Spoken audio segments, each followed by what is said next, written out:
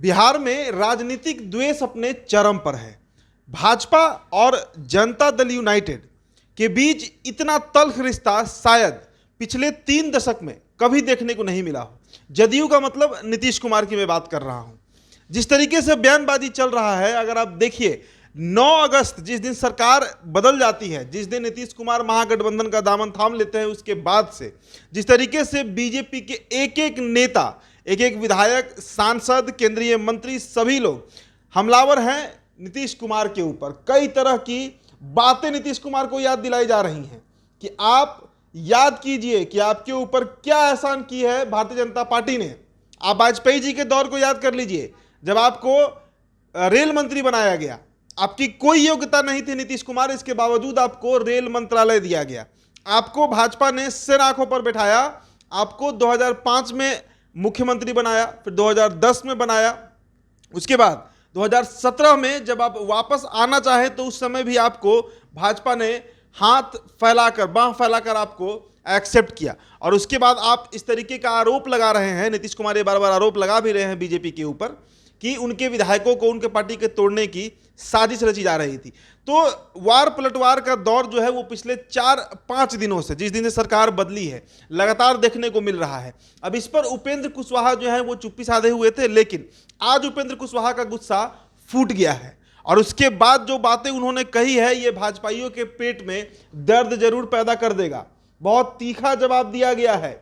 Upendra Kushwaha BJP को याद दिलवा रहे हैं वो दौर जब भाजपा पूरे देश में अछूत थी और उस समय सिर्फ जॉर्ज फर्नांडिस और नीतीश कुमार ही वो नेता थे जो भाजपा के साथ आने का हिम्मत किए थे। संसदीय बोर्ड के अध्यक्ष हैं जेडीयू के उपेंद्र कुशवाहा, और आज उन्होंने कहा है कि जब कोई भी दल बीजेपी से दोस्ती नहीं करना चाहता था, ठीक उसी दौर में आपके लिए फरिश्ता बनकर आए थे समता पार्टी के तत्कालीन नेता स्वर्गीय जॉर्ज फर्नांडिस और नीतीश कुमार, जिन्होंने बीजेपी के मुंबई अधिवेशन में भाग भी लिया और तब समता पार्टी के गठबंधन की नींव पड़ी थी। बीजेपी अछूत से छूत बनी। तब अगर जॉर्ज और नीतीश की कृपा नहीं हुई होती तो आज बीजेपी को कोई भी नहीं अपनाता। ये बातें उपेंद्र कुशवाहा कह रहे हैं। आगे उन्होंने लिखा है कि बीजेपी के नेता जो बयान दे रहे हैं वह कृतज्ञता की सीमा पार कर गए हैं। जरा सा भी कुछ बचा हो आपके अंदर तो 1995-96 के अपने इतिहास को याद कीजिए।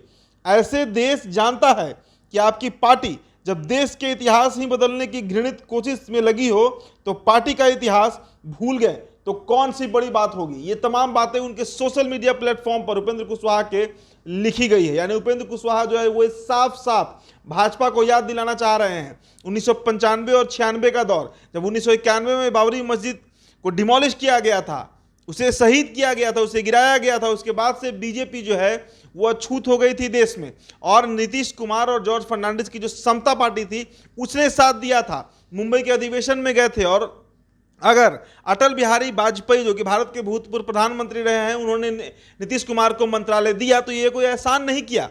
ये ऐसा काम किया गया था नीतीश कुमार के द्वारा जिसके बदले में अटल बिहारी वाजपेयी को वो एहसान चुकाना पड़ा है नीतीश कुमार को। ये बातें उपेंद्र कुशवाहा कह रहे हैं। तो बीजेपी और जेडीयू के बीच इस तरीके का तकरार होगा ये कभी कल्पना भी नहीं किया गया था। 2017 के 27 जुलाई को जब सरकार बन गई थी बिहार में एनडीए गठबंधन की, उसके बाद से ये उम्मीद नहीं थी, लेकिन 2020 के विधानसभा चुनाव परिणाम के बाद से ही तल्खी देखी गई।